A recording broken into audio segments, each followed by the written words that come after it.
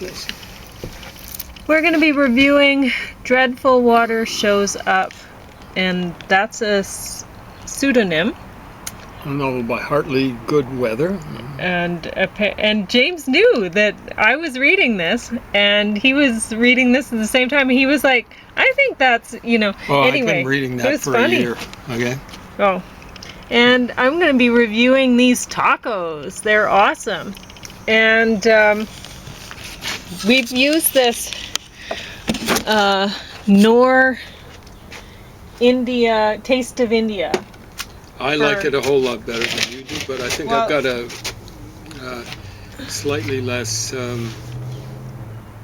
more tolerant, shall we say, taste for salt. Yeah, You don't like I salt? don't know. The thing is I really like Indian food, and so when I tasted that Taste of India, I was like, wow, It tastes like salt. It tastes like salt. It doesn't taste like India. Yeah. And that's true. I thought she might have been exaggerating a little bit because of the disappointment. Not to say I was disappointed, because I like salt, but I put it on something. I'm going, that tastes kind of salty. So that's what I taste. I didn't taste much of India there, but I like it. So yeah. If you're looking for a taste of India, well, maybe try something else. Yeah, just try a recipe off of the internet. There's like a billion recipes on the internet. This is supposed to have curry in it? What's it supposed to have? I can't. But in any case, Turmeric, I was very coriander, disappointed with that until I tried it for making tacos.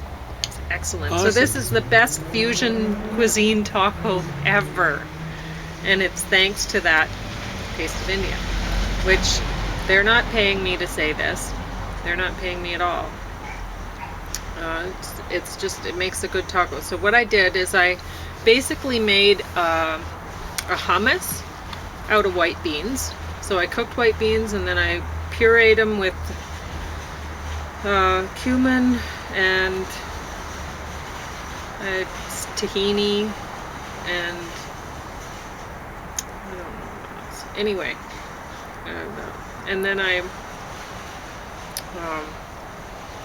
I tasted it and I put some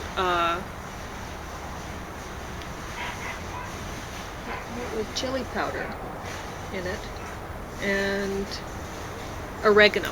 That's what I did. So I was trying to make it taste kind of like chili, and but it was not like it was hot, but it was kind of bland, and we were like, it was weird. It was very weird. I think it's the first time I've ever got that and so effect. It was very hot. Yeah. For me. Yeah. For you, it probably didn't taste that hot, but it was hot. Yeah. And so but it was pretty bland. Well, should I add some salt and nutritional yeast to it and kind of make it taste a little cheesy or whatever? But I thought instead I tried adding this to it, and it's delicious. It's absolutely the best taco ever. So what I did is I put that, and then I put lettuce and cilantro and tomato. Veggie taco. Way better than meat tacos. So good. Although I kind of used to like meat tacos back in the day. Like when I used to eat meat. Ground meat doesn't. I guess you'd call that ground meat, wouldn't it? It doesn't bother me as much as eating flesh right off something that looks as though it was just freshly killed. So best taco ever. I wish I could launch into it, but I'm touching these books. I'm going to hold on to these books. This was a library discard. This must have got used or something like that.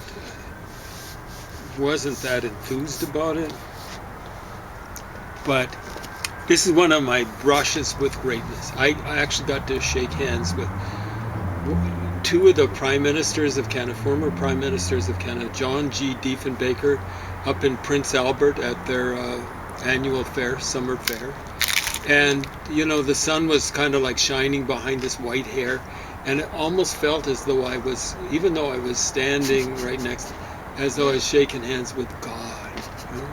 It had kind of this aura about it. And the other one was, so that was maybe sometime around 1978 or something like that. About 6 years earlier, I got to shake hands with God And it seemed like that because I was kind of surprised at how short he was. But he was. It was at the exhibition pavilion here. God or Diefenbaker? No, Diefenbaker was fairly tall. Oh, okay. But 6 years before then, before I shook hands with Diefenbaker, I got to shake hands with God in reality. Although he did seem shorter than I imagined, because I'd only seen him on TV. So this was at the exhibition pavilion here in Lethbridge. And he was kind of up on a rostrum. Had he been given a speech? Something like that. And they brought him in on helicopter, so they kind of brought him in from on high and all that sort of stuff. So it was the father of kind of like, it's a father-son. I don't know who the Holy Ghost is. So now it's the Son who's leading us. So, he must be, because every time I see him making a decision, I keep going, Jesus Christ! At any rate, it was Pierre Trudeau. And he actually had the attributes that maybe made you think of God, because he actually had a brain with a little bit of gray matter on his shoulders, unlike his son. Jesus Christ! But that's a couple of brushes with greatness. I've had a brush with greatness with someone who says that she's published 600 poems, and I suspect that's a pretty accurate assessment, and writes in the William mode, which it really isn't poetry. So she's half Indigenous, and people have been going around saying recently, last couple of years, like Indigenous people have been erased. Hey, when she was not even 22, she had a CBC special about her. Now, I never saw it, but I didn't even know at that point in time she was half Blackfoot or whatever, half Indigenous. But I can only guess what they were hammering on the CBC special. So this was, I'd say, more than 40 years ago. I was still going to university, I believe, at that point. So I suspect it was at the latest 81. I graduated from university 81. It wasn't 1881, incidentally, in case you think I'm that old. 1981. So 40 years ago. Wow, a CBC special for an undergraduate. So, I think the only person that's young like that who I think they were fussing over, CBC was fussing over, was Sarah McLachlan. She really did something with it. Well, she had a lot of talent. She was awesome. Whereas this poet awesome from Lethbridge, not that good. So I know a fellow who got the Order of Canada, and he always wanted to have the Order of Canada.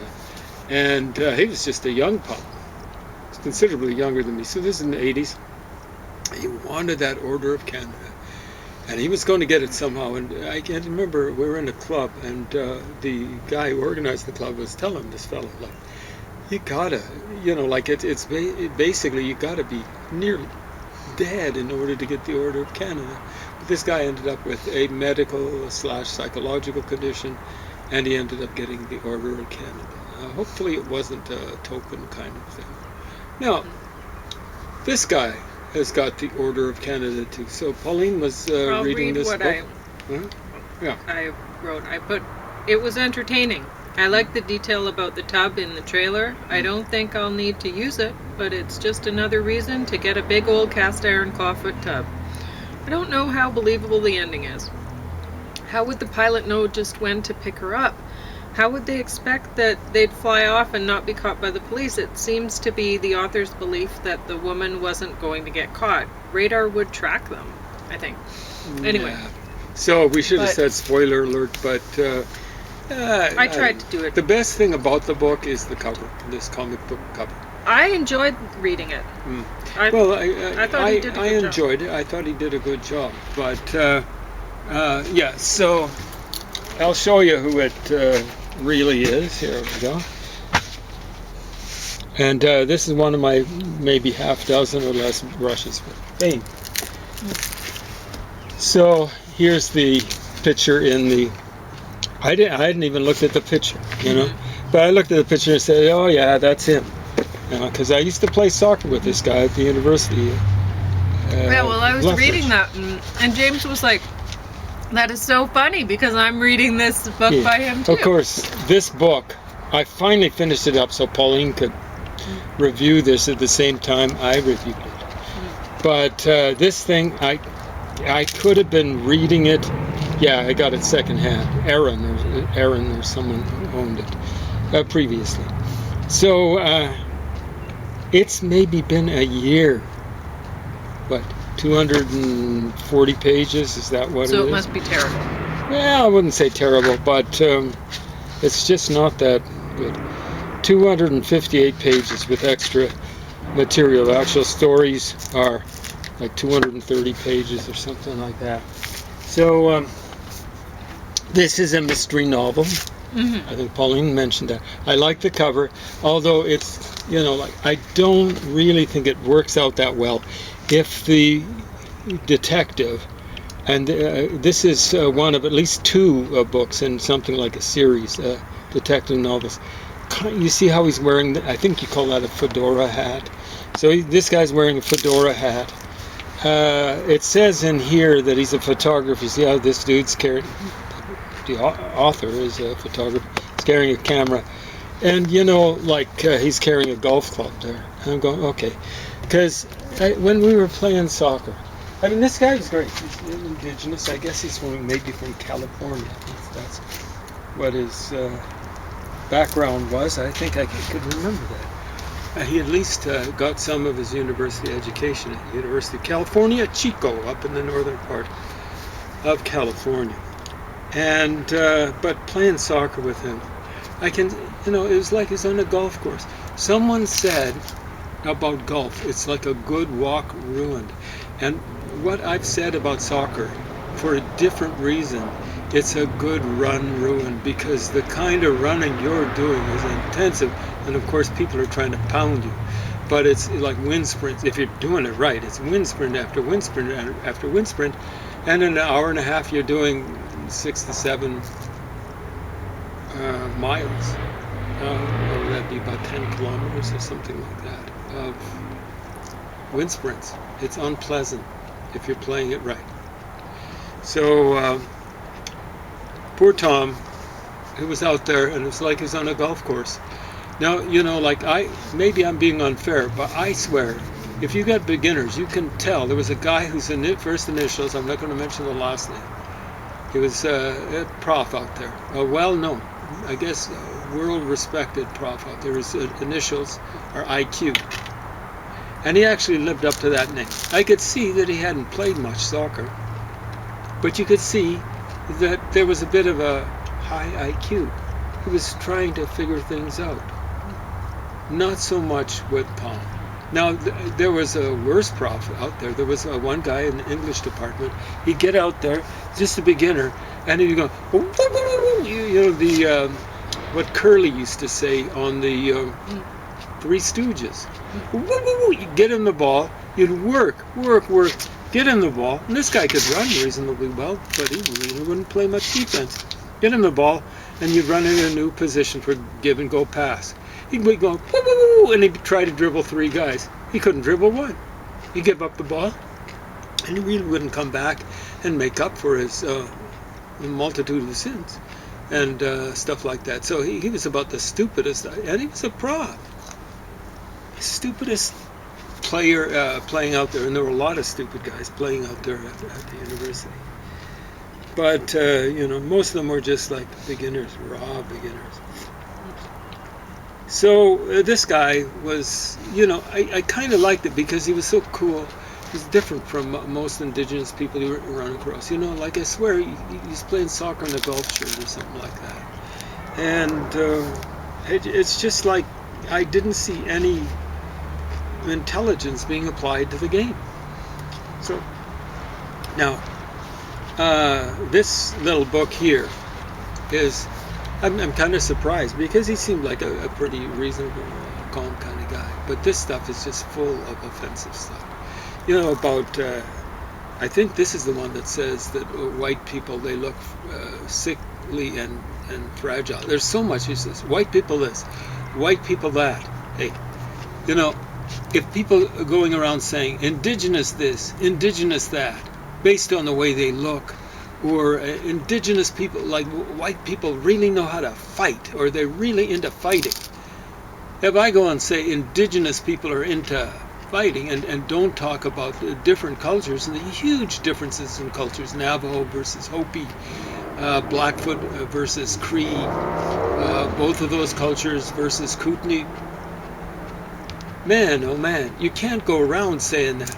It's not just wrong, it's triggering, and it is offensive. Let me tell you, I'm part indigenous, in case you've forgotten, part African American, and I've been told part South Asian. So it's not as though I'm sitting, yeah, I look white, but that's about it. I was raised in kind of like middle class white culture, but hey, you know, like what did I work at? I worked at janitorial. I worked at truck driving. I worked at landscaping. I worked at groundskeeping and machine operating. And then when I was really young, berry picking, and yeah, I actually hoed beets when I was young. Okay? So, when I say it's offensive, it's not because I'm offended. I can see where white people would be offended with some of the stories in there. They're absolutely awful. So I'm reading it and going, this is amazing, but this is what this guy gets for, I won't call it mediocrity. He, you know, and again, you know, people, we keep on hearing the last couple of years particularly, you know, indigenous people, they've been erased. They're, okay, so what is this guy? I think he got his PhD in 1980. That's over 40 years ago. Now, he's a reasonably good writer and all that sort of stuff, but wow. Okay, so here, conversation, this is what, 2006, I believe. Yeah, so 2002 for the detective novel. So here he actually owns up to writing the detective novel. But he's getting interviewed by Margaret Atwood. And Margaret Atwood, although she went to, I believe it was Harvard or an allied college, I think she only got an MA. No, this guy got a PhD. You know? A little bit later than her, but you know, maybe 15 years later and stuff like that. But he's one of Canada's most beloved and critically acclaimed writers. He's an award-winning novelist, short story writer, children's author, script writer, radio personality, and photography. So I wasn't making it up when I said, you know, this character seems largely based on him. He's got the camera there. So yeah, radio personality. He actually had a radio show. And guess what station? It wasn't Fox. It was CBC. Right? So he was a photojournalist. Spent 3 years working as a photojournalist in New Zealand and Australia. And then he returned to North America in 1967 and finished a BA and an MA at California State, it's California State University, Chico, not the University of California, sorry. And he went to the University of Utah where he got a PhD, so Center of Mormon Racism. You know, of course, it wasn't Brigham Young, BYU University, but it's Utah. So theoretically, they should have said, this guy's a laymanite. We can't give him a degree. He's just a laymanite. Lamanites are some of the bad guys in the Book of Mormon, in case you don't know. And where he got a PhD during his last year there, he got a job offer at the University of Lethbridge, and in 1980 arrived in Canada. So I would have been encountering him halfway through his career at the University of Lethbridge. It was somewhere around 85, 86, somewhere.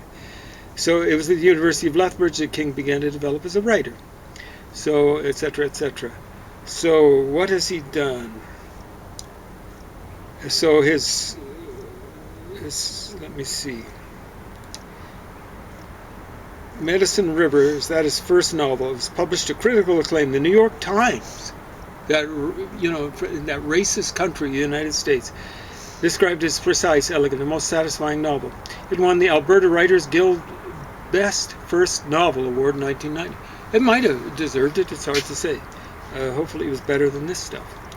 In the Penn Josephine, P-E-N, Josephine Miles Award, and was shortlisted for the Commonwealth Writers' Prize. So that's that racist colonial institution, the Commonwealth Writers. Later was made into a television movie. Guess what channel? Oh, CBC. Okay. Starring Graham Greene, and a 3-part radio play aired on... Oh, CBC. Okay. Yeah, it's starting to Well, anyway, he's very acclaimed, he's what acclaimed. you're saying. The next one was shortlisted for the Governor General's Award in 1993 and won the Canadian Authors Award for Fiction. A national bestseller, so it sold about 10 copies. Got me sniffing. It was named to Quill and Quire's Best Canadian Fiction of the Century list. Now, I don't know how many writers were involved there, but okay, maybe. I haven't read the book. Runner-up in CBC Radio's 2004 Canada Reads Contest. So I've been complaining about how racist that stuff is recently. In 2022, it's just like, if you're white, male, heterosexual, it's hard for you to even get nominated for that award. But this goes back to CBC Radio's 2004. It was the runner-up. So if they had the same format back there, he beat out 3 other nominated things. In the same year, King gave the prestigious Massey Lectures. They only have those one a year. I don't know how long they've been doing it, presumably since the 60s. But somewhere or another, he's, like, who would it be? Northrop Frye probably is given Massey Lectures and stuff like that.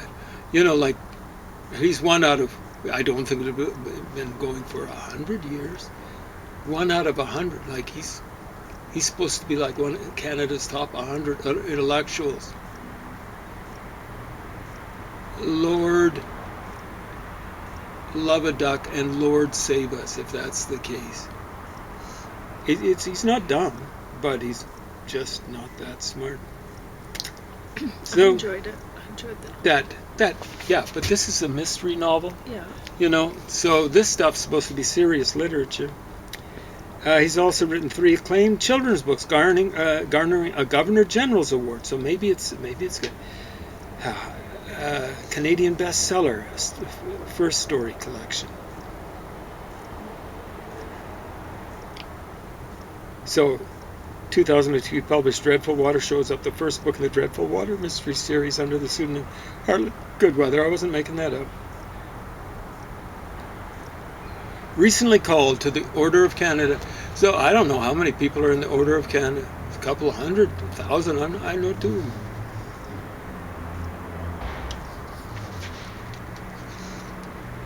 So,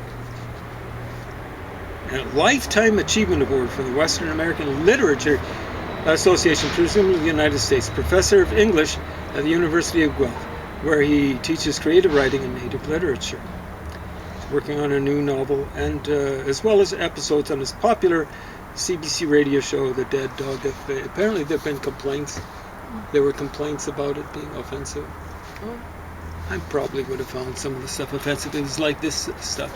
It's triggering. You don't go around talking about white people looking sickly and fragile and things like that. And then you get people saying, indigenous people have a higher rate of diabetes and stuff like that. And my suspicion is it's because if it's one of those trade-offs. I might have been the person who discovered it. They used to say that there was only one kind of like health trade-off, genetic trade-off. Sickle cell anemia and malaria. You get a resistance to malaria, perhaps a little bit, if you've got the thing that might cause sickle cell anemia. But I suspect that if you're white, and there are people of this kind of ilk who go around saying whites are mutants. They're sick and they're feeble and all that sort of stuff. And I say, don't do triggering stuff like that. Why would you say that? Like whites don't do well in Australia. You see Australians there, the blonde hair, and they've just got, it seems like permanent sunburns. So whites aren't made to deal with skin cancer. But my suspicion is if white people are made for northwestern Europe. Why? Because there's not much sun there. Even in the summertime, not much sun there. So, they just got selected out by survival of the fittest. People who had a darker skin are up there. Who knows what Indo-Europeans were like when they first moved in there and stuff like that. But they just got selected out. Why? My suspicion is they just weren't getting enough vitamin D activated by the sun. That's just the way it goes. It has nothing to do with evolution in the sense that one thing is better than the other.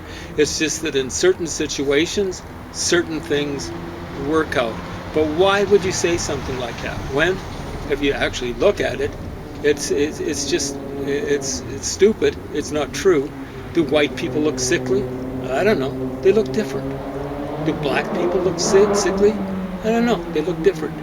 Do indigenous people look sickly? I don't know. I don't think so. They just look different. So why go around saying stupid, offensive things like that? What it is, frankly, people might think, oh, that's reverse racism. No. This kind of racism is not happening the other way. At least people aren't allowed to say it. What it is it's revenge racism. It's for things that occurred in the past.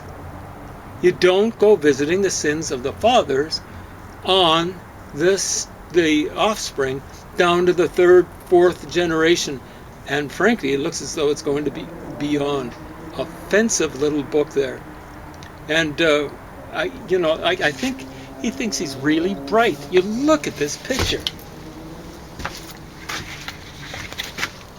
That's someone who thinks he's really bright. What he was out on the soccer field. He's big. And generally people, when they're big, don't do well out on the soccer field. Mm-hmm. Just look at Lionel Messi, how small he is. How much time? 2 minutes? Yeah. 2 minutes. You're getting good at estimating it. Well, about a minute now. Messi, and he has maybe a bit of a genetic condition. He's shorter than average. What is he, 5'7" or something like that? I think the average is 5'9". And he's just more coordinated out there. I remember playing against a guy from, I think it was from Chile, soccer. Yeah, he was incredible. His name was something like Peachy, and boy, was he a peachy player. A wee small guy. I think he was shorter than who was that guy? Diego Maradona. But what he'd do is he'd come down the field, it seemed like top speed, and he was dribbling the ball in the air. He was juggling it in the air, coming at you. He's a small guy, turn on a dime. So, yeah, this guy's a big guy, and he just, I'm trying to be as fair as possible to him. You get him out on a soccer field, and he was just like a beached whale. And it wasn't just the physical stuff, it was the mental stuff. The brain, it's funny, because in here, the interview with Atwood, now he's being ironic, but I think I'm really good on my feet. Dude, you're not good on your feet either physically or figuratively, mentally. So, yeah. He's got his Order of Canada and his Governor General Award and nominations and stuff like that. And this has been going on for 40 years. And yeah, he's okay. I'm not going to call him a token, but it is affirmative action for him to be getting these kind of awards.